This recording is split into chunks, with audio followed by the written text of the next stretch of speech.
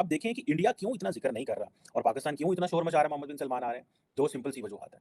पहली वजह ये है पाकिस्तान का शोर मचाना, फिर बाद में बात करते हैं कि बेसिकली मोहम्मद बिन सलमान जो थे, वो 2019 में जब गए थे इंडिया तो उनको बड़ा प्रोटोकॉल मिला, ये वो घोड़े-शोड़े इधर-उधर आगे पीछे बड़ा उन्होंने एक बड़ा हाई लेवल का वेलकम दिया था। जय हिंद दोस्तों।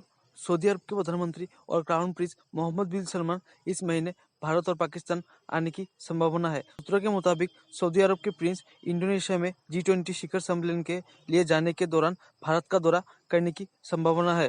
ये एक दिवसीय दौरा होगा। प्रधानमंत्री मोहम्मद बिन सलमान के इस महीने इस्लामाबाद की यात्रा करने को भी उम्मीद है।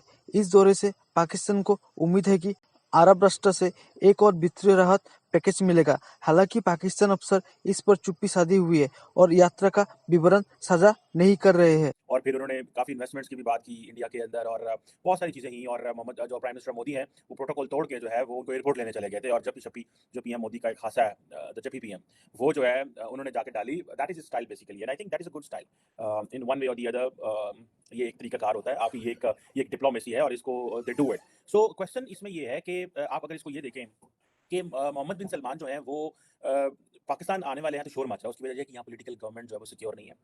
यहाँ पॉलिटिकल गवर्नमेंट सिक्योर नहीं है, यहाँ पॉलिटिकल गवर्नमेंट को सपोर्ट चाहिए यहाँ और देखिए नॉर्मली होता यह है कि जो पॉलिटिकल गवर्नमेंट होती है वो अपनी उसकी जो जैसे आप कह लें कि जो सपोर्ट होती है वो होती है internal internal stability economic strength support in the parliament. लेकिन वो क्या कर रहे हैं क्योंकि शहबाज शरीफ साहब को ये सपोर्ट नहीं मिल रही, शहबाज शरीफ साहब को इसलिए सब कुछ नहीं आ रहा, तो उन्होंने मोहम्मद बिन सलमान का तरला किया कि तुम चले हो इंडिया तो साढ़े को भी थोड़ी देर रुक जाना जरा, थोड़ी बल्ले बल्ले हो जाएगी मेरी और मेरी मैं थोड़ा सा आप जो कह सकूंगा कि मोहम्मद बिन सलमान पाकिस्तान आया था। अब देखिए सऊदी वाली जो है शहजादे को पाकिस्तान का दौरा जो है बड़ा मुश्किल पे पड़ता है। एडा कोई आसान काम नहीं पाकिस्तान का दौरा करना, अरबा डॉलर पाकिस्तानी ले लेने दें, ठीक है।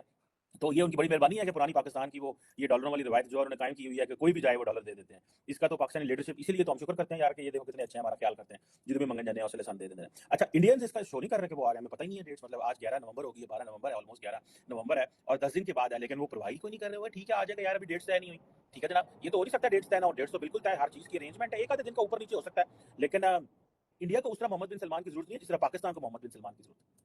इंडिया को उस तरह सऊदी अरब की जरूरत नहीं है। गो के प्राइम मिनिस्टर मोदी जो है उन्होंने उनको ज़रूरत है क्योंकि वो जो कश्मीर के ऊपर जो प्लान रखते हैं वो तभी पूरा होता है जब मोहम्मद बिन सलमान, मोहम्मद बिन जैद और जो बाकी जीसीसी के लोग हैं वो सारे नरेंद्र मोदी के साथ मिल जाएं।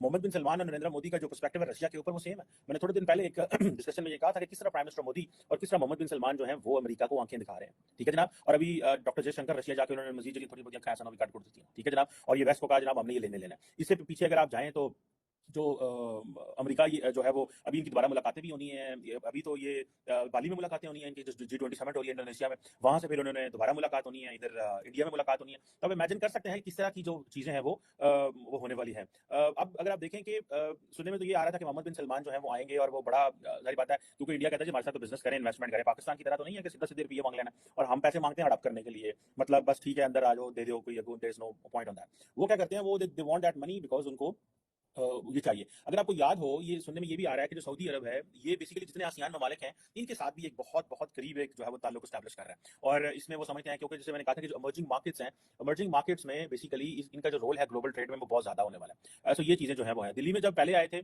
Prime minister Mohammad bin Salman साहब आए थे तो तकरीबन उन्होंने प्रॉमिस किया था $100 बिलियन की इन्वेस्टमेंट इन इंडिया। देखिए ये होती है बात, पाकिस्तान आए थे तो $10 अरब का एक रिफाइनरी का ऐलान कर दिया होती because we are not serious. लेकिन this time when Mohammed bin Salman is coming तो they are going to review the bilateral projects जो कि $100 बिलियन के हैं इंडिया के और सऊदी अरब के दरमियान, जिसमें चाहे ऑयल रिजर्व्स के हवाले से ग्रीन एनर्जी प्रोजेक्ट्स हैं। अब क्योंकि इंडिया ये कह रहा है कि हम ग्रीन एनर्जी को they are going to make green energy centre of the discussion in the G20। So उसमें भी आप देखेंगे इंडिया जो है वो सऊदी अरब से वो फायदा लेगा और बहुत सारा वो दे आर गोइंग टू ये जो ग्रीन फाइनेंसिंग है वो फायदा लेने वाले हैं।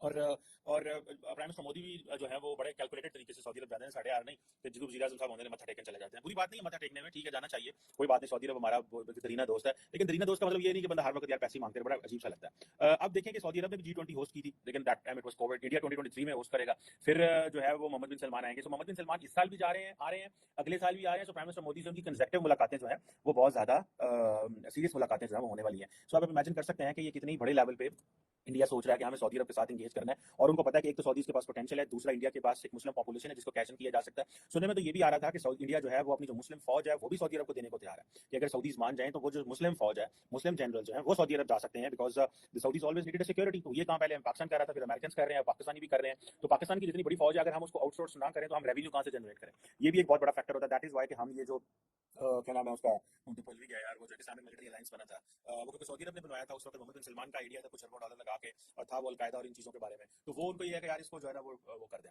सो ये चीज़ें हैं।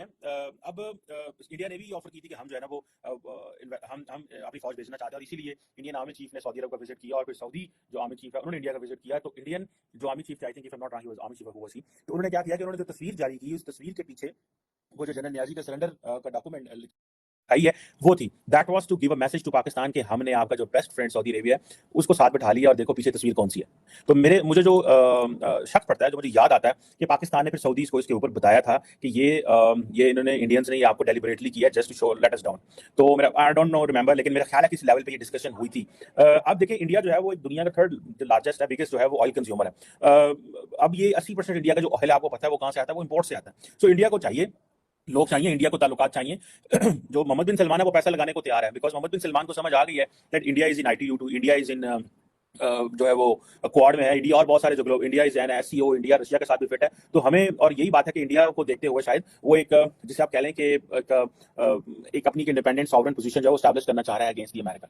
ठीक है, और वो कह रहा है कि हम किसी के साथ नहीं है, बिकॉज उनकी जो वेल्थ है, उनकी जो पावर है, दैट इज विद ऑयल।